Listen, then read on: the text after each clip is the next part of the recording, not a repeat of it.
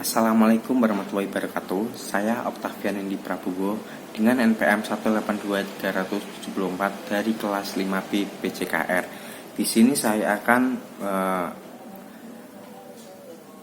menjelaskan atau mengupas sedikit apa sih itu pencaksilat. Saya diberikan tugas 3 pertanyaan. Langsung saja pertanyaan pertama. Apa yang saudara ketahui tentang pencaksilat? Oke, saya akan menjelaskan.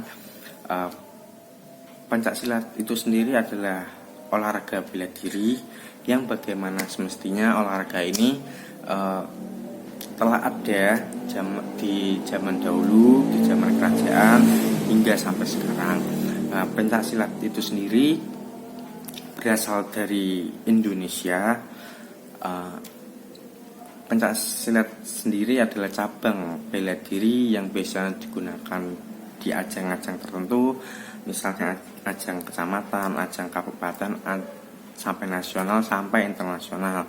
Dan Indonesia sendiri pada ajang pencaksilat ini, Indonesia nomor 1 di dunia. Bisa dilihat dari SEA Games kemarin, bagaimana Indonesia sudah berhasil mendapatkan medali emas dalam olahraga pencaksilat. Pencaksilat itu sendiri cara bermainnya itu single. Cara bermainnya single. Terus pencaksilat itu sendiri teknik dasarnya adalah memukul dan menendang serta ada kuda-kuda. Itu teknik dasarnya.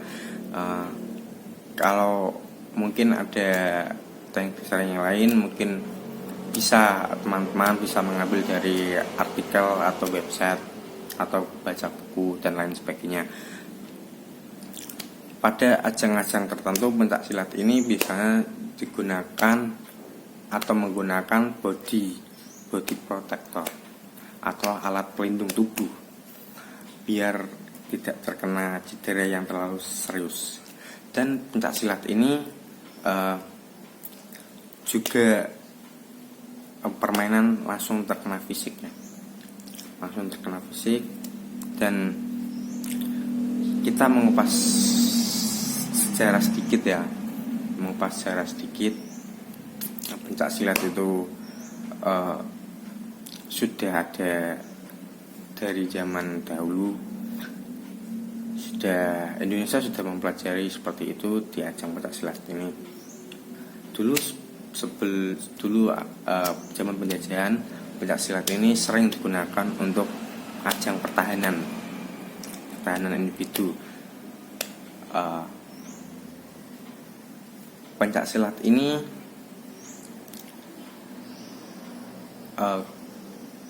bisa digunakan untuk menumpas kejahatan, kriminalitas, serta yang lain-lain. Intinya yang baik-baik kita pertahankan. Pencaksilat dimainkan secara dua pemain, yaitu pemain lawan serta pemain, dengan ada pelatihnya. Kalau di daerah saya bagaimana sih perkembangan pencaksilat? Kalau di daerah saya perkembangan pencaksilat ini sangat pesat sekali, sudah familiar di telinga masyarakat. Pencaksilat ini digolongkan dalam kelas ya.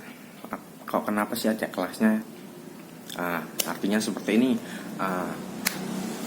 Apabila pada ajang turnamen berat tubuh sering digunakan, itu yang menjadikan kelas.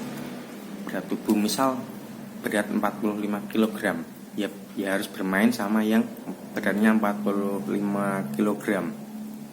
Kalau di ajang kelas berat itu setahu saya diambil dari berat badan 50 ke atas, dan lawannya pun sama 50 ke atas juga. Itu yang dinamakan kelas ringan atau kelas berat. Oke, langsung saja ke pertanyaan yang kedua. Kenapa harus belajar mata kuliah pencaksilat berdasarkan lulus prodi PJKR UBRIS? Atau dalam kurung dicari apa saja visi misi maupun profil lulusan PJKR UBRIS. Oke, kita ambil intinya ya. Karena pencaksilat ini di UBRIS sangat menonjol ya di ajang-ajang nasional. Dan diharuskan, kenapa ikut mata kuliah ini, karena UBRIS selalu mengambil cara untuk mengambil porsi bibit-bibit mahasiswanya agar ikut bertanding ke jenjang-jenjang nasional maupun internasional. Dan kemarin UBRIS sudah mendapatkan medali emas di ajang pencaksilat seperti ini. Makanya UBRIS harus mencari bibit-bibit unggul, dikarenakan mata kuliah ini sangat membantu dari kampus, sehingga banyak atlet-atlet UBRIS yang sudah mendapatkan gelar ya. Dan bahkan di UBRIS juga ada pelatihnya itu ya sama seperti pelatih yang lain, cuman dalam ajang pencaksilat ini harus ditargetkan juara. Oke, kita lanjut ke pertanyaan yang ketiga, yang terakhir ya. Media apa yang saudara harapkan dalam pembelajaran daring mata kuliah pencaksilat? Oke, yang saya harapkan dalam mata kuliah ini seharusnya pakai video. Mungkin pencaksilat ini harus diwajibkan kuliah tatap muka ya, kuliah praktek secara langsung. Tapi adanya wabah corona seperti ini sulit untuk kita terapkan di kampus. Jadi mata kuliah ini bisa digunakan secara daring, tetapi dalam uji prakteknya kita harus membuat video perencanaannya seperti apa dan lain-lain. Nah, itu saja ketiga jawaban dari 3 pertanyaan yang saya sudah kupas kembali, yang saya ulas kembali. Mungkin apabila ada kesalahan komunikasi, kesalahan dalam pembahasan saya, atau kesalahan yang lain, mohon dimaafkan. Apabila ada kesalahan yang lain ya harus dimaklumi. Semoga saja kedepannya, semoga virus corona ini sudah berakhir dan bisa kuliah tatap muka dan melakukan praktek-praktek yang lain. Itu saja yang saya kasih informasi komunikasi. Wabillahi taufiq wal hidayah. Wassalamualaikum warahmatullahi wabarakatuh.